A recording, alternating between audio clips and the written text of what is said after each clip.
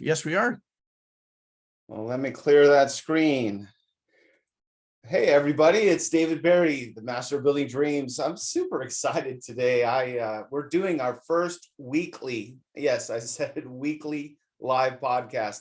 And Terry, I didn't know what to do, man. I got the Raiders on one side and the Golden Knights on the other side. I mean, let's face it, the Golden Knights were the Stanley Cup champions in Las Vegas.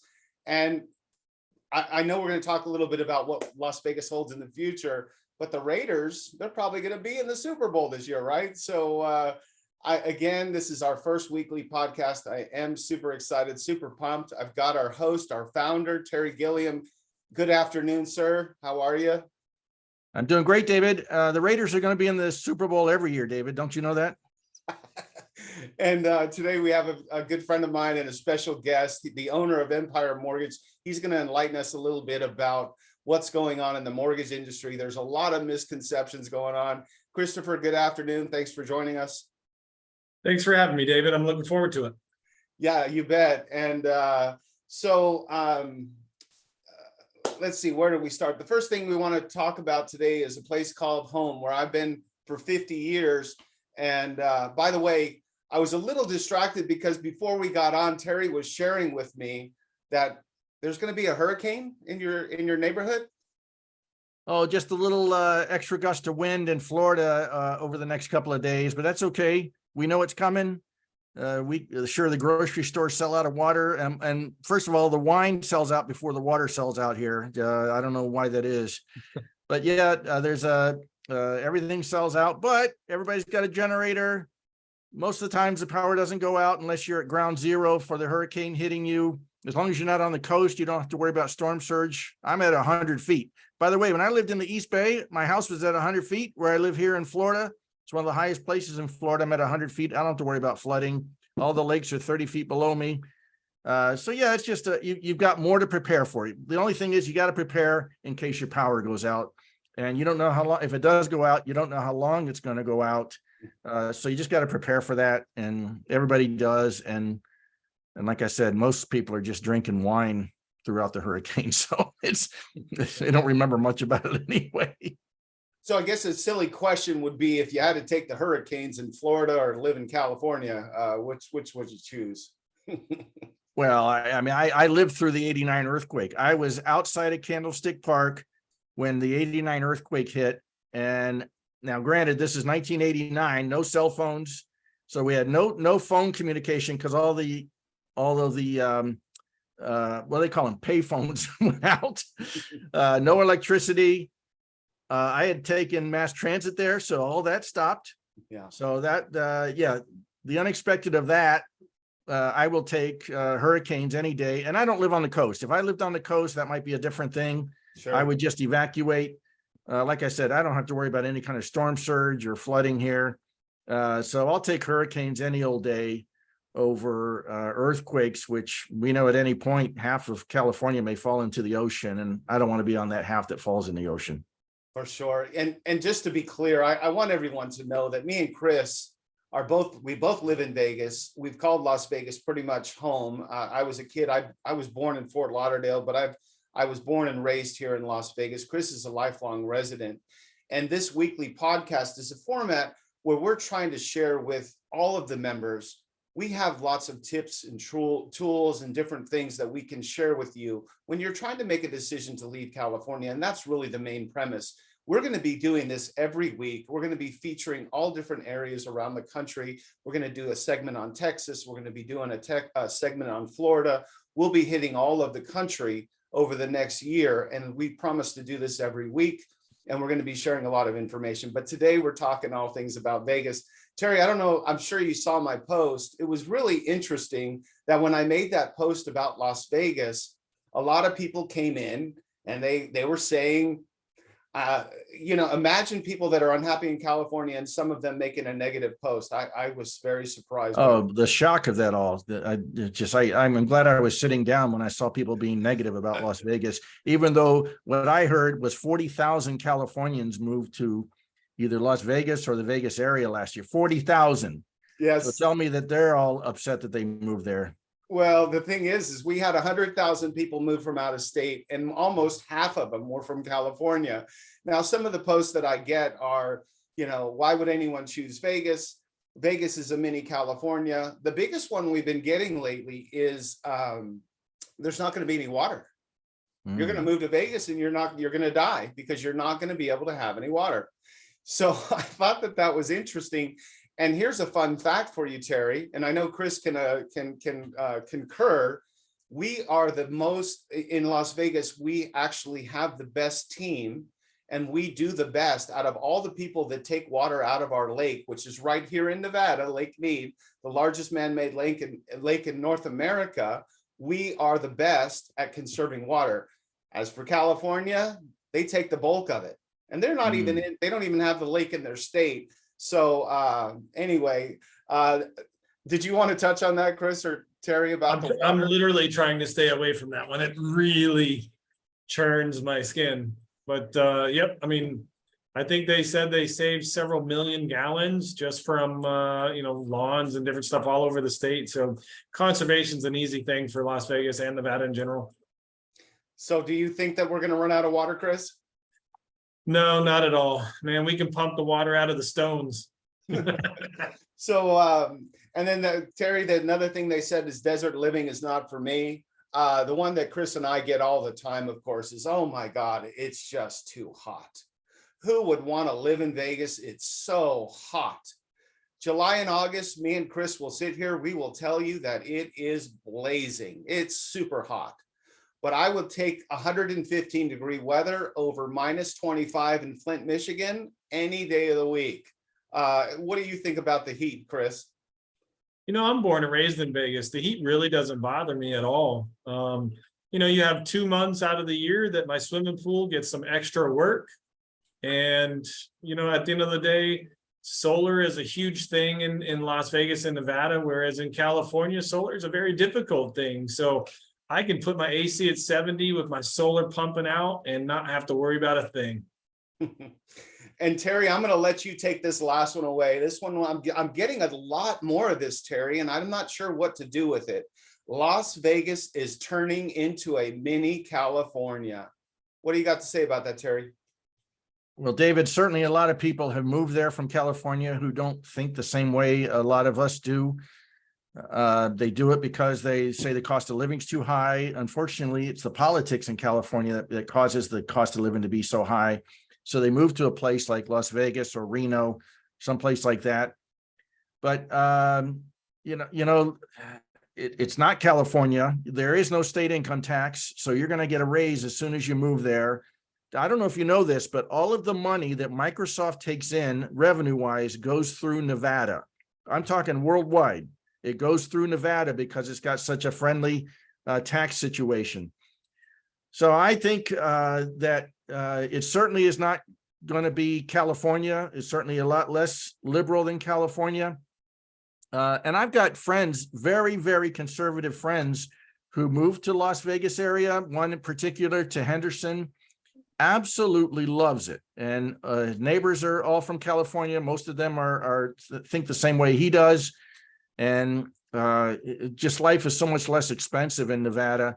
And let's face it, 40,000 people just in 1 year can't be all wrong.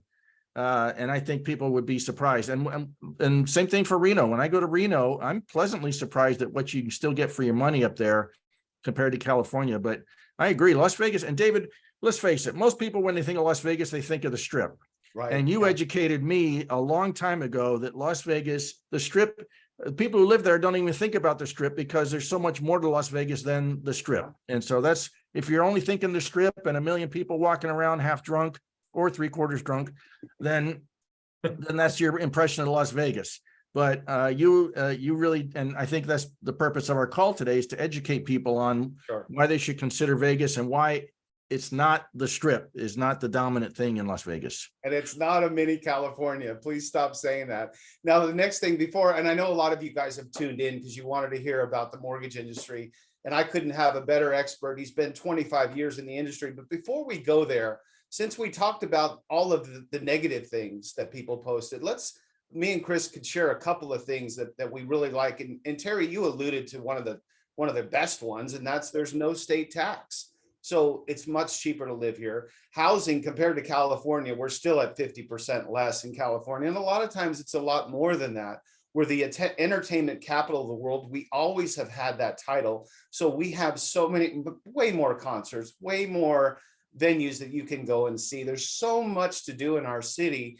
And Chris is a big sports fan. So, and we have all these new teams. I mean, I'm styling with my Raiders and my Golden Knights stuff on today, because I'm pretty proud of my city. I got to be honest. I don't want to steal all of them. Chris, what is it about Vegas that people should really think about if they're coming here? Well, to be honest, I hear it pretty often that Vegas doesn't have family events or family things to do, and that couldn't be more wrong.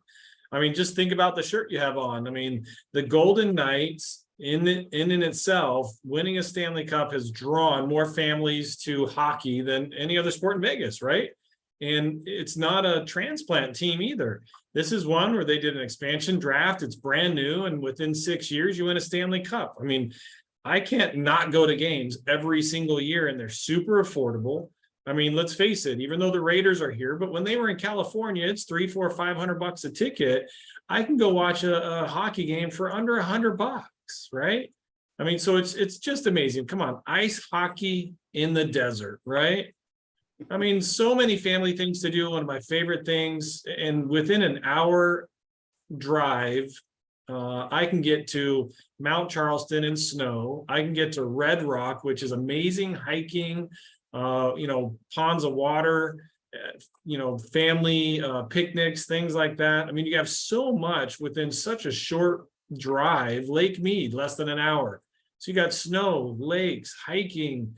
You have, things like Sunset Park where you can go out there and fish and play outdoor sand beach volleyball, do all that kind of stuff, which, none of that is anywhere near the Strip. So that's the stuff that you really have to experience. And if someone wants to come out to Vegas and see what life really is, it's just not the Strip. I'll leave the tourists down there. And sure, a lot of us have people that work down there because, that's where jobs are, right? I mean, there's some good jobs down there. Let's face it. If I work in California and I do anything that's making $100,000, I'm only taking home 50 of that, after taxes, state taxes, whatever else tax California has. I mean, let's just face it, right? I can go be something simple like a blackjack dealer, right? I can make $40,000 a year on paper or even a bartender. And then I make another $50,000 to $100,000 in cash. Thanks, IRS. I don't necessarily have to show you all that, right? I mean, so, geez, there's so much here for families. It's absolutely amazing. I think that's the number one thing for me. I'm sorry, Chris, you do have to show that to the IRS. Oh, stop it. I'm doing loans. Don't tell me about it. Hey, and before we go into Chris's talk about mortgages and buying houses now, Terry, what's your favorite thing about Las Vegas? What is it that brings you here? Wow. Well, I really enjoy the food. I don't mind staying on the Strip. I've stayed at Aria many times, Mandalay Bay many times. I also, by the way, I like the Renaissance Hotel, because the Renaissance Hotel over by the convention center, it's not a casino, and it's right next to the monorail. So you don't have gambling in the Renaissance Hotel. You don't have smoking in the Renaissance Hotel. But if I want to go to a show or go to sushi, I got phenomenal sushi in Las Vegas. The Strip. Just go get on the monorail and go that way. So I really enjoy the nightlife as far as the restaurants and the bars and things like that are just a lot of fun. I'm not much of a show guy. I'm not one to sit still for 3 hours, although I have been to the several of the Cirque du Soleils and really enjoy them.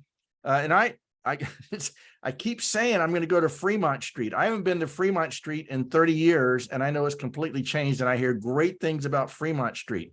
So that's really that's the only place I've been, because when I go to Las Vegas, I don't rent a car. I take a taxi to whatever hotel that the event I'm working is in, and that's where I stay. And again, at night I go on the monorail or do things like that.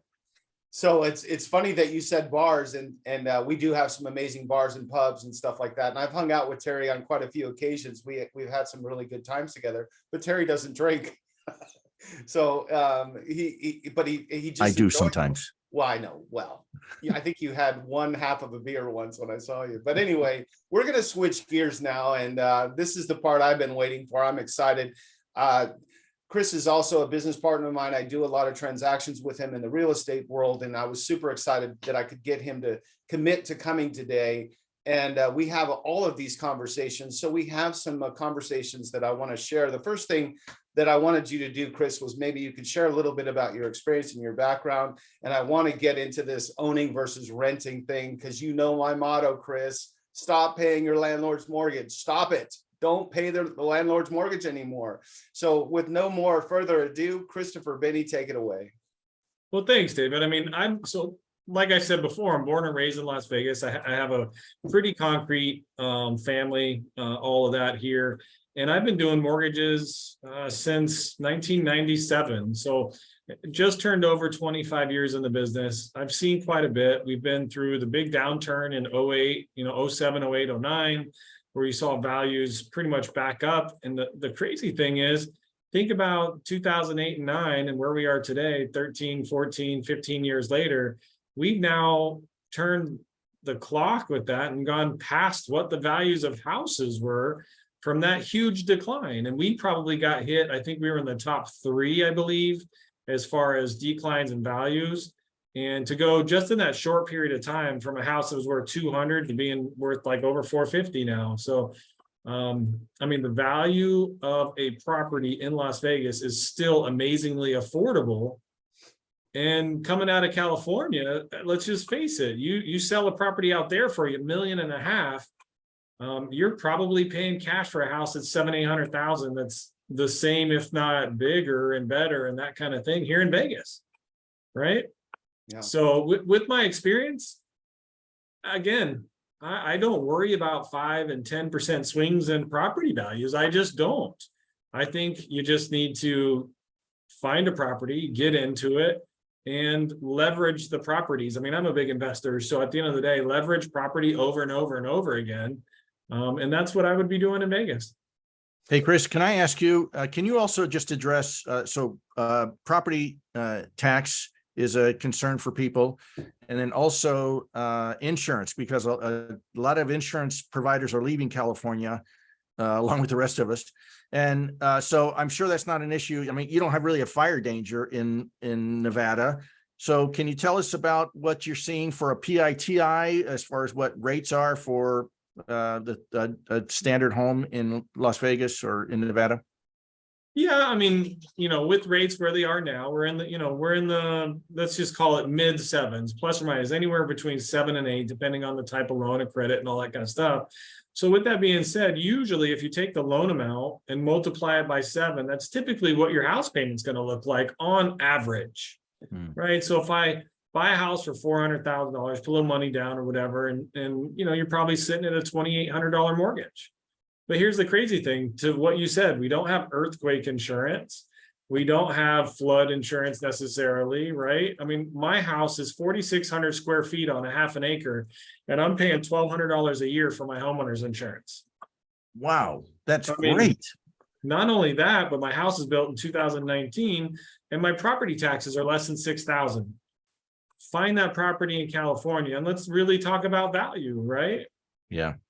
Yeah, that's a $1.5 million, $2 million house in California, which means that you're going to pay $24,000 minimum a year, $24,000 a year in property taxes for that same house. So you said your property taxes are $6,000? $6,000. Wow, that's and amazing. That's a half an acre, 4,600 feet. Yeah. Yeah, so you get a lot more for your money, and not just to mention, and as you said, a lot of people could pay cash for that. And then they've got minimal as far as $100 a month for insurance, maybe 150 if they really want to get some coverage, and then $500 a month. So, and what's really fun about it, coming from California, you bought your house 20, 30 years ago, you owe $300,000-400,000 on it. You sell it for $1.5 million. People are coming here with $1 million in cash. And I have this conversation over and over with people from California, people from Florida, even coming here. Let your money grow, right? Come in, maybe put, you're buying that $800,000 house, maybe only put half down instead of paying cash. And then let's really think about the leverage, right? Let's go buy 3 more properties. And this is what David will start smiling about, right? Let's go buy 3 more houses at 400,000, put, half down on each one and cash flow them, knowing that at some point in time, not in the very near future, we should be able to refinance a lot of those properties into lower rates and increase our cash flow. And, hey, now you own 4 properties for that same $1 million in cash instead of 1. And the cash flow in the other 3 are pretty much paying for your own personal residence. I don't know about you, but that sounds like pretty smart money management. It does. So David, how's the availability of houses in Las Vegas right now? Are you having any kind of shortages where people can't get the houses they want? Well, the thing that's interesting, I just closed on a house. I didn't close, I'm sorry, I just put one in escrow this morning. And I'm finding that sellers are really coming in and being a little more aggressive. Last year, Chris and I had to deal with 40, 50, 60 offers on one house. But the inventory, I'll be honest, it is a little bit light. But the buyer, there's not a lot of buyers out there. So right now is a really good time to buy. We feel like the inventory is going to open up a little bit more, but inventory is low, to answer your question. But the great thing is that sellers are giving incentives. The one that I did prior to that, we actually had them contribute $10,000 to do a 2-to-1 buy down so that my client was able to get their interest rate lowered by 2 points. So for this year, I think they were at 4.5. The second year they were at 5.5. And the third year they went to 6.5 with that intent, like Chris had touched on, that they were going to actually be able to refinance. So does that answer your question, Terry? It does. It does. And I like the idea that you're actually getting inventory now. You have inventory, and this is August of 23, by the way, just so people who watch this down the road may know what time frame we're talking about here. So Chris, for you, how different, obviously a year and a half ago, we were at 3%. Now we're at 7%. How has that affected your business and affected the market in Las Vegas? Well, I mean, it affects it because obviously the business in general gets slower, right? Mhm. But the really nice part about that, and you got to decide what's nice about doing less business, right? Yeah. That's the type of people I'm doing business with now really understand it, right? Hey, I'm getting into a home knowing that values are going to increase 10% over year. They are coming into it buying multiple properties a lot of times. So, and even the people like David, we talked about this, last night over the weekend and stuff. I'm going to come to Vegas. I'm going to rent for a year or two, see what's going on in the marketplace. Well, you have to realize we can do 100% financing. You don't have to be a first-time home buyer. You can actually come into this thing with, say, less than 10 grand, buy a house instead of rent, cash out on a couple years worth of increased in values, and then put yourself in a really good position to either A, keep that property as a rental and then put some money down on the house that you decided on is going to be your long-term pick, or not, sell it and have some equity out of that house. It's in a situation right now that no money down, maybe the seller picks up some closing costs and you don't have to rent and you can buy a house. It's a pretty nice spot. Well, okay. So I was a mortgage guy in 06, 07, 08. I know what happened. So how is it different this time? Because we were doing 100% financing up to $1 million in 06. What's different this time to keep the same thing from happening that happened before? Because I'm sure that's on people's minds. Well, sure, but we're not having a financial crisis this time around, right? It's not a money issue. If it was a money issue, people wouldn't be paying cash still. So the 100% financing comes into play because maybe Vegas is a pit stop, maybe it's not, right? But a lot of people want to come here and explore all the benefits we all just talked about. I mean, geez, if you give me a 15% raise on my $100,000, I can afford a higher payment, right? So give me that 15 grand, that's an extra $1,200 a month. And, I can afford to take a little bit higher rate, not put any money down and rent for, instead of rent. Just, it makes a lot of sense as far as property values aren't going to tank anymore. It's not a money issue. It's really just, hey, people in today's market, at least in Vegas, they just have a lot of things. Student loan debt, they haven't had to pay it for the last 18 months, right? Guess what? I think it's January. Everybody's got to start paying their student loan debt again. You have a lot of forbearances that banks are just giving out. Well, those 12 to 18 month forbearances start to come up in December. So going forward, all of a sudden, the people that are spending their mortgage payment, their student loan payments, they're going to have to buckle down a little bit now and potentially put their house on the market. So you're again, with not that many buyers out there because of rates, inventory staying fairly low, the buyers are much more serious. Yeah. And David, I know that you know Las Vegas, as you said, very well. You've been there for almost 50 years or so. Can you talk about the different neighborhoods? And I don't mean all of them, but I know you can be in a gated golf course community. You can be in, you've got access to water parks and things like that. Can you just kind of touch upon that?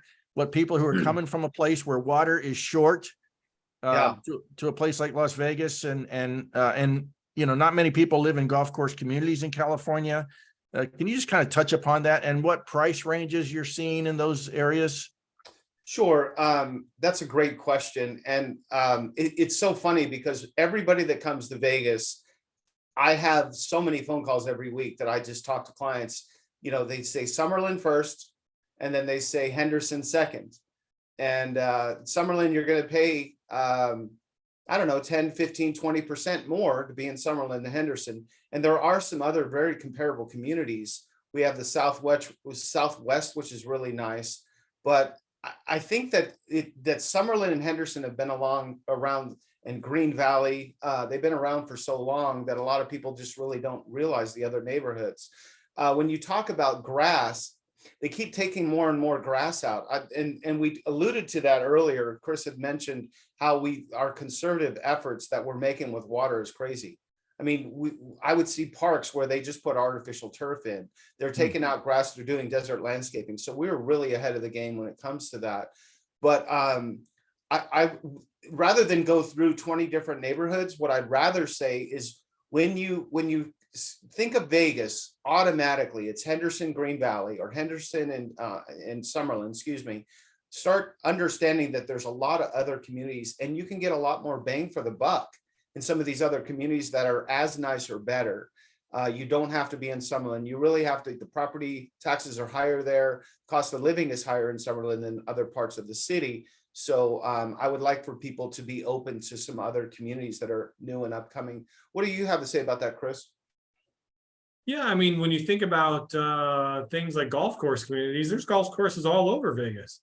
I mean, just to give you an example, you could get into a house like David said in Summerlin and go on the golf course, and you're going to pay $700,000-800,000 for that house, whereas you can go out to Aliante, which is just in the Northwest, same golf course community type thing, gated, gorgeous, and you'll be $100,000 less. I think every single area of town has a golf course and a view if you want it.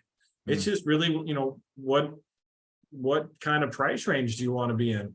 I mean, I'm a pretty decent golfer and I golf all over town. You can go all the way out to Lake Las Vegas, which Lake Las Vegas is amazing. It is. Right? I mean, you have a man-made lake that overlooks Lake Las Vegas and Lake Mead and the housing community out there and the stores, and they do, like live concerts on the water out there. It's absolutely amazing. And how far are you from the airport when you're at a place like that? Oops, sorry. Did you hear me? I may have frozen there for a second. No, yeah, I got you. I mean, the funny thing is literally, I think you get to the airport in almost any part of town in like 15 minutes. Yeah. I mean, maybe 20, right? If you're up in the Northwest, but I'm in the Southwest, and you got the 15, the 215, the 95, just about anywhere you go, you're going to be 15 to 20 minutes from the airport. Well, the great thing about that airport is that you can go just about anywhere in the world because the whole world is coming to Las Vegas. You can go to Hawaii nonstop, right? I don't know. You probably can't go to Europe nonstop, but you can go anywhere in this country nonstop, and California. If you want to go to California, you can go there easily, which is why a lot of people want to move to Nevada, because they don't want to be in California, but they still want to be close enough because they have relatives or they want to go back for business or whatever. So I want to add to the communities, and I want to tie that into our groups. So leaving California, life after California. Both of you guys know that I have a very strong martial art background. I retired from teaching martial arts about 5 years ago. So we always try to have a positive mindset. We try to stay positive. We look for the good. We believe that you get what you give, you know, that kind of thing. And it's so funny that on the post, and you know, everybody they just think our society has changed people to think, well, what negative can I say about that? They just want to go to negative and be combative right off the bat.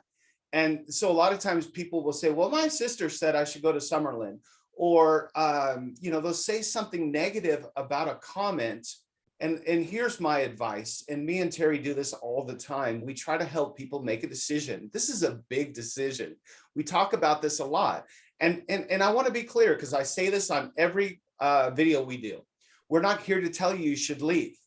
We're just here to give you the resources that if you want to go. But at the end of the day, go to Summerlin, check it out, kind of walk around, go to the parks, go to the restaurants, go to the Summerlin Mall, go around and see it, see the view of what Red Rock looks like from Summerlin, go to the Red Rock Casino out there and really get a feel. Then go to Henderson, go check out some different areas. I say this in the group as a national relocation director, I want to be able to give people tools. You know, if somebody says, I'm thinking about going to Nashville, I really would, I want this so bad, Terry, and I don't think I'm ever going to get it. Rather than everybody go, Nashville sucks, you should never go to Nashville, Nashville's the worst. I want to hear all the positive comments. If you don't have something positive to say, why don't you keep it to yourself? So go check out the area, whether you're moving to Texas or you're moving to Vegas. I would like to go. And that's another thing that I would do as your realtors. I would drive you around the city and I would show you all the different spots. But what do you got to say about that, Terry? It just bothers me. Well, no, you're absolutely right. You're absolutely right. You aren't necessarily going to, if you have a negative mindset, you aren't necessarily, and you have a negative mindset and you go to Las Vegas, you may still have a negative mindset and it may not work out for you. Some people can't leave their problems behind. Now, if you're against the politics in California, you want a lower cost of living, by all means, consider Las Vegas and the metropolitan area. And I love Chris's idea. Hey, if you got the ability, buy some investment homes and on top of your owner occupied, and let's put some, because people are going to, whether you like it or not, people are going to continue to move to Las Vegas and they're going to want housing. And a lot of people don't or aren't able to buy, or they're there for a couple of years. So why not buy some rental property and get a write-off, get depreciation and get appreciation. And so it certainly helps you grow your money instead of just putting it all into a cash in your house. I want to get back on track. I guess I got off on a little bit of a rant, but I want to give Chris the time because I had 3 very good questions that I thought that Chris could really help enlighten us on. So Chris, I want to get back to the one I talked about before, renting versus owning. If I had some dollar bills in here, I'd just throw them up in the air right now, but renting versus owning, take it away, Chris. Well, I mean, let's face it, rent prices over the last 2 years have gone up with house prices, right? I mean, you go rent a 2,000 square foot house, you're literally in most places, you're going to be at $3,000 a month. It's just the way it is. I mean, look at the projections. I had a gentleman, several actually, that we had pre-approved a year ago, last year, this time. And he said, you know what, I'm going to get a raise next year on September 1st. So he literally called me on Thursday of last week and said, I got my $30,000 a year raise, because he took a new position in his company. I said, okay, great. Let's go see what you can buy. He was originally qualified for $450,000 last year. Now, interest rates went up, prices went through the roof. And guess what? He actually qualifies today for $25,000 less than what he did last year because of the prices. So let's face it, when you think about renting versus owning, and I'm sure everybody hears it on social media pretty often, find, what is it? The date the rate, you know that one. Yeah, I do. Find the house, date the rate. At the end of the day, it's how much you're going to pay for that house, because that is going to have a bigger impact than the interest rate. Interest rate's going to come up, come down. But with where we are in property values, we're still behind as far as what properties are really worth. So I can't really see in the foreseeable future the values of property coming down. So instead of renting, consider the option of buying, for the simple fact that at the end of the year, at the end of the 24 months that you planned on hanging around, you could write yourself a check with the equity. Yeah. Well, I don't know if you have one, Terry, but I got a great one that, and as a realtor, I get this all the time. So I'll ask Chris this question that my clients ask me. Chris, I think I just want to wait. I want to wait till the interest rates come down a little bit, and then I think we're going to buy. So what do you think about that? Well, I think there's a lot of people that say that, to be honest, a lot. And here's the thing, the second interest rates come down, what are they going to come down to? In my opinion, we're probably going to, come down in the next 24 months, maybe to, let's say, plus or minus 6%, right? But in that time period, what do you lose as far as the value? Not only that, but so you lose 10% a year on a house. And then you also lose the ability to make, a solo offer, kind of what you were talking about before, when you had multiple offers on a property. Everybody's going to come out of the woodworks when the rates come down, and then all of a sudden they're going to realize that they can't buy as much because, well, wait, the rates are down, I should be able to afford more. Well, you can, but the prices have gone up.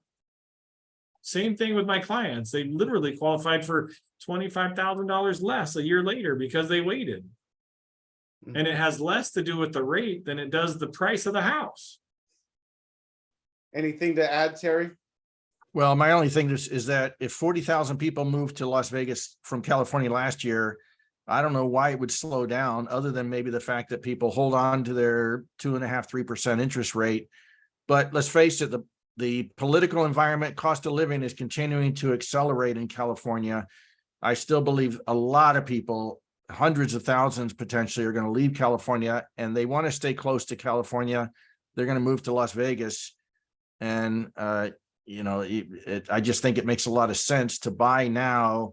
And as you said, you're dating your rate so that as the rates drop, you can just refinance and go from there. By the way, Chris, I assume you offer the full arsenal, FHA, 5/1s, 3/1s, 7/1s, all that stuff.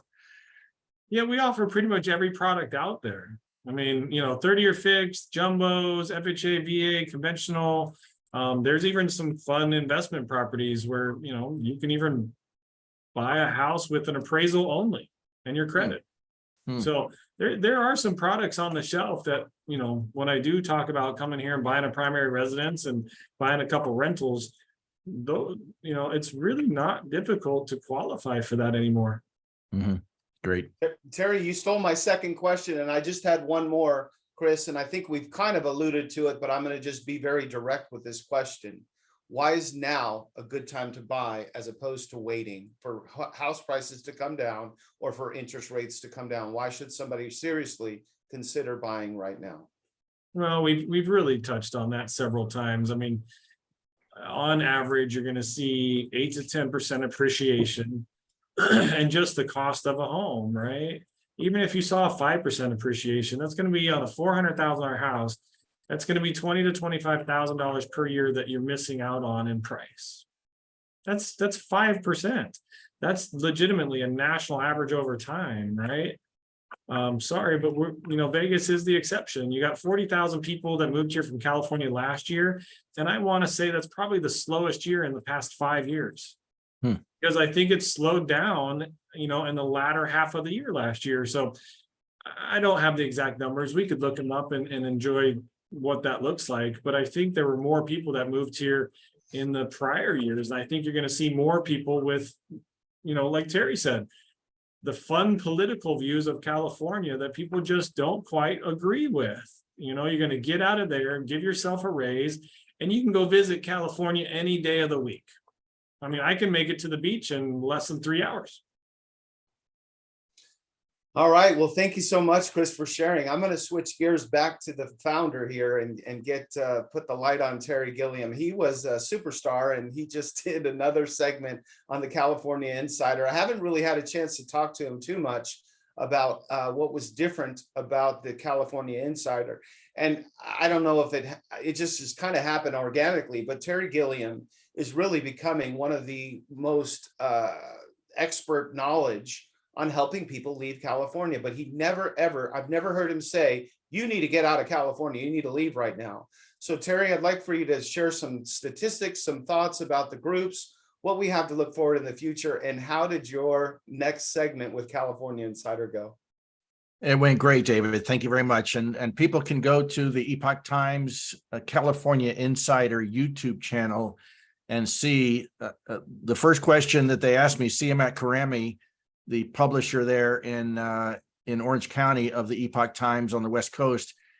He had just seen the survey that 4 in 10 people say that they're considering leaving California in the next year or so. So he asked me about that. And really what I've seen in these groups, I started the first group leaving California in September of 2018. I had been a 32-year resident at that point and was not happy with the way things were going in California. Politically, cost of living wise, the homeless, crime, traffic, anything else you can think of. So I started that group hoping to get to 1,000 people. Today, between this group, Leaving California, Life After California, we have over 280,000 combined. Now, I know we have many people in both groups, but we certainly have a lot of people who are only in one or the other group. And really what I'm seeing is that I'm seeing a lot of success stories, a lot of people who've moved other places in the country who could not be happier. I've gotten together with some folks in Tennessee who left, and I've gotten together with some folks in the Dallas area who left.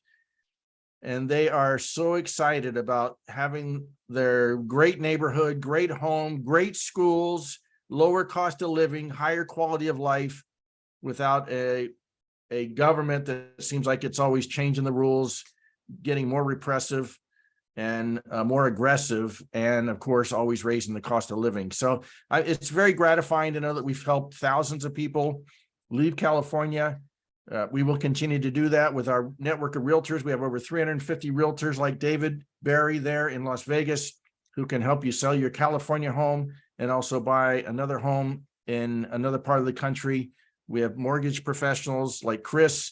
We have a great list of movers. All of them are direct movers. We don't use brokers, who are properly licensed, have great safety records, and also are insured properly, so that you're not having to worry about, is this guy just taking my money and then I'll never see him again, which happens a lot.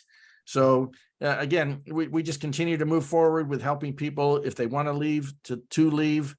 And it's wonderful to be able to help people like that.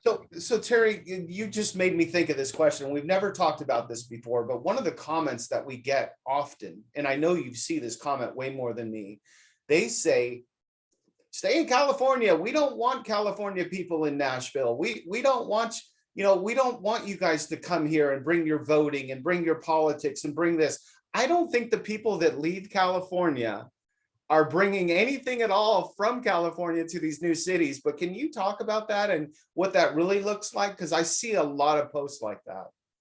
We have to remember that 6 million people in California voted for Donald Trump in the last election. 6 million. That's more than any other state in the country. Now, of course, California is way more populous than every other state in the country. But that's 6 million people who did not want to continue down the path that we've gone down since this current president has taken over.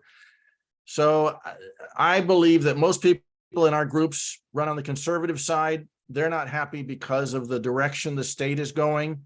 Are there people in our groups who are as left of center as they can be, and they just leave because they can't afford to live there anymore, not understanding that it's what they voted for that caused everything to be the way it is? And they're saying, well, I'm just going to move somewhere else and vote the same way. I understand that, but I'm not experiencing that. Like I said, I've gone to some of these events where we've had people who've left just as conservative and pro-America, pro-freedom as any place I've seen in the South. And I living here in Central Florida, all of my neighbors are conservative. All of the people in my church are conservative. They don't want that stuff brought anywhere else. So I would absolutely say, if you can't afford the cost of living in California and you're liberal, then look in the mirror and try and figure out that you may be part of the problem. So I hear what you're saying, David. And I think a lot of people who are leaving because they want freedom. In fact, as the saying goes, I left California and moved to America. I think that's a great way of putting it. That's cool. The other thing that it's funny, and I don't know if everybody knows this in the audience, but think about this. Terry made these groups and he was hoping for 200 people when he originally made the group. And then he was like, well, it'd be crazy if I got to 1,000. And Terry, you're almost at 300,000 members, and that's such a big milestone for you. Can you share and talk a little bit about the future of these groups, and maybe just share a little bit more about what we're really trying to accomplish and why these groups are even here in the first place? Sure. It's really the challenge that we have if you're living in California is you're leaving a place you love. It's beautiful. The weather's spectacular, probably some of the best weather on the planet. And you're having to go somewhere else and not have that. As you said, David, July and August in Las Vegas, July and August in Florida is very hot and very humid, not to mention that every once in a while we get a hurricane coming through here. But that's fine. But so there's an adjustment when you leave. There are more bugs here, although I will say I grew up in Florida before pest control was really something, before mosquitoes used to pick you up and take you back to their nest and eat you alive. I will also say that I didn't have air conditioning in my schools until I got to the 10th grade in Florida, and it was hot. I'll bet, yeah. So, but life is so much better now. You can go air conditioner, car, house, stores, schools. The other thing to consider, just like Chris was talking about, hey, if it's too hot in the summertime, maybe you want to go do a mortgage or buy a house somewhere else. Arkansas, Tennessee, some of those Utah, places, maybe even a little further north. Yeah. You can live in two places and be a snowbird or something like that. But I mean, Las Vegas is an amazing place to be in the wintertime. So anyway, we're here to offer more services. We've got some folks that are helping us add services to the groups so that we can help people figure out not just the fact that they want to leave, but also where they should maybe end up. And that's something we're working on right now. All right. Well, I'm going to shift gears back to Las Vegas, my favorite place in the world. I really love the city, and Chris and I would like to share some things that are, I'm sure that I don't know how much people have heard across the country about the things that are coming to Las Vegas, but one big thing is in November, we have the Formula One Raceway. And if you haven't heard yet, they're changing the whole Las Vegas Boulevard, and we're going to have race cars on there. I just drove by it last night. There's so many grandstands. It's insane. Chris probably knows more about Formula One than I do, but Chris, what have you heard about the Formula One? It's just insane. Well, what I can tell you about Formula One, I'm not a huge fan, but I'm a huge fan of our economy. And what Formula One is bringing in the short period of time that they're here is like multi-millions of dollars to the economy.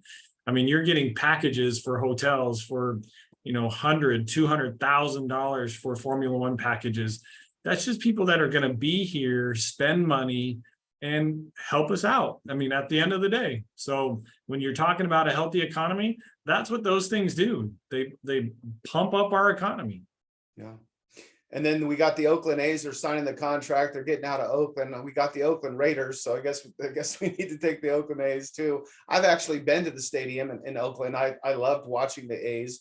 I thought that was an amazing story of who they are and where they came from and their budget and all that stuff. But anyway, that's pretty cool. We got the A's coming. We have a couple of big, huge casinos that are coming. And we've got what's called the Durango Station. I think they put $1 billion into the Durango Station. They put like $3 billion into the Fontainebleau. That's the hotel on the Strip that's been being built for the last 4 or 5 years. Do you want to say anything about the hotels, Chris? Well, I mean, at the end of the day, what is that bringing, right? It's bringing jobs, right? When you talk about micro economies in all these states, same kind of thing. Guess what? Durango Station brings 3,000 jobs. Fontainebleau brings 5,000 jobs to the table. Formula One, guess what? Our construction over the last year just to build all those grandstands, our economy is smoking. And guess what? Guess where a big portion of those jobs came from? California. That's right. You know, a lot of those people and unions in California bid on the jobs in Vegas. I wonder why that is, right? They want to be here. They want people, they're paying Nevada tax, not California tax, because that's where they work, right? Hey, guess what? You make $200,000 as a construction worker. I'm going to send you to Vegas for a year. Well, I just got a 15% pay raise. Thank you. I mean, it's all kinds of cool stuff like that. I mean, that just brings lots of jobs, lots of spending, and that's what Vegas is all about. Well, we got the Sphere coming up, and that's $1 billion. We have the world's largest Sphere. It is so cool. I drive by it. I live in Inspirada, which is up on the hill, and I kind of look down on the valley, but I live on the south side in Inspirada. Great community. I know a lot about Inspirada. But the Sphere, their grand opening is next month. It's going to be insane. Utah, U2 is performing there for 4 or 5 nights in a row. I think tickets are like $1,000 a piece, but I wish I could afford that. Terry, can I borrow $1,000 so I can go to U2 next month? I really want to see I forgot my checkbook, David. You know what's really cool about that though, David, is in the past, if you think 10 years back, and what did people come here to see? They came here to see the Strip and the gambling and that kind of stuff. Now, if you think about it, we have Allegiant, we have T-Mobile, we have the Sphere, we have the A's, we have all of these things. People are now coming to Vegas to actually see concerts and venues and things like that. And again, they're coming here with their families to see it, right? And they're not spending all their time on the Strip. That's even better. And you know what else we got, Terry? I'm sure you probably heard. I know Terry probably knows this. We have Disney's coming. We have Universal Studios is coming. They're putting in $750 million. And we're going to be, so California is basically losing everything. And eventually we may be the hub for Disney. We may be the hub for Universal Studios. So did you hear about that, Terry? I did not. That's news to me.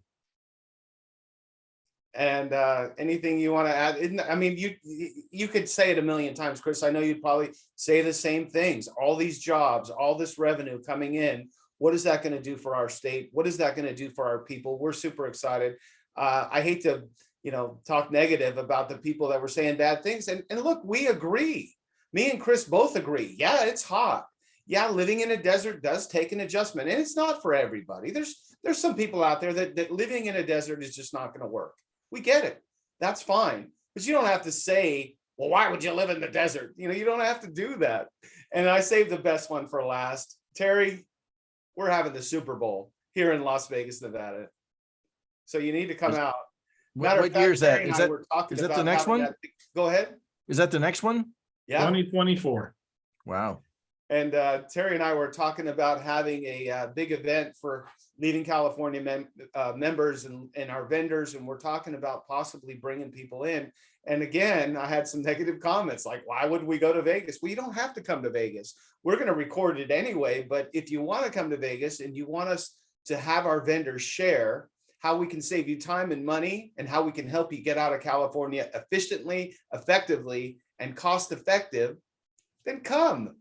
You don't have to come. But anyway, I saved the best for last. Can you believe that, Terry? We're having a Super Bowl in Las Vegas. That's awesome. No better place, I'm sure. I've been to Mandalay Bay, which goes underground to Allegiant Stadium, and I'm sure that's going to be one heck of an event. Yeah, it's crazy too, David. You know what they don't talk about often? A lot of people don't talk about it often, but now that Vegas is getting all these pro teams, think about all the cities that have professional sports and how much the professional sports pours back into the community. So you talk about family events and family this, because that's honestly the two top things I ever hear anything negative is, okay, yeah, it's hot, but by the way, there's no bugs like there is Florida. And then number two, there's nothing to do here for a family. But guess what? All these professional sports teams are doing nothing but pouring money into the youth. Yeah. Well, I gotta say, here we are coming up on the top of the hour, and I guess I'm going to sound a little biased on this. Me and Terry have done dozens of podcasts together. This by far is my favorite, and I guess it's because I get to talk about my favorite city in the world. And so we're going to go ahead and start wrapping up. And I would like to open the mic up to Chris, and if you have any parting words or any last thoughts about mortgage or anything at all that's on your mind, Chris, please share. The only last thoughts I would think about is something that you alluded to, very short. Know your surroundings. Come out and get a legitimate tour of Vegas and understand what's coming here and what's going to happen. You know, mortgage rates, property values, that stuff happens nationwide. But when you talk about what's going on in your city or state, there's not a lot, you know, I'll pick on California, but there's not a lot going to California. There's not a lot of new things happening to pump up that economy, right? When you think about Las Vegas and you think about Nevada, there's so much coming, including David's Super Bowl, that you just can't ignore how much is coming to Vegas and how great things are going to be. And our founder, Terry Gilliam, any parting final words about Las Vegas or about this podcast? Only, David, that I've been to Las Vegas probably 30 times in my life. I've always enjoyed it. And I don't go there to gamble and all that stuff. I go there to enjoy the Strip and the benefits of staying in nice hotel rooms. And from what you've told me, I think people really should consider coming out, visiting you. No, what do you call it? No obligation. Just come visit David, have him tour you around the city, show you that there's a lot more to Las Vegas than losing your shirt and gambling and drunkards on the Strip. So there's just so much more to consider. And like I said, I've got a very conservative friend that moved to Henderson. He actually lives right down the street from the house Mike Tyson used to live in, which is like a 50,000 square foot home. And golf course community, gated. He absolutely loves it, and lived in the Bay Area, sold his house for a fortune in the Bay Area, would never consider moving back. So by all means, reach out to David, reach out to Chris, and make sure you consider Las Vegas as an option when you want to leave California. Gentlemen, I cannot believe that it's been an hour. I've had so much fun sharing fun facts, talking about the negative stuff about Vegas, because we don't ever try to avoid it. We know it's here, we get it, but you know, it's one of these things. You know, you have anywhere you go in the United States and wherever you choose, Terry and I can help you get to that new city, but you're not going to ever find the perfect place. So there's always going to be a few things that are negative, and some really, hopefully, one of my favorite philosophy, I'm going to finish with this. My favorite saying is, you only get so many days. What are you going to do with those days? Are you going to be happy? Are you going to be miserable? So we hope that you enjoy your life. We hope you have fun. Try to stay positive. We look forward to talking to you again soon. And if you need any help and you just want some free advice, you're just thinking, God, what do I do? I really want to get out of California. How can I do it? Me and Terry and Chris, now part of our team, we're here to help. We'll give you the answers. We'll give you the solutions. Thank you for listening. I will talk to you soon. Have a great day. Bye-bye.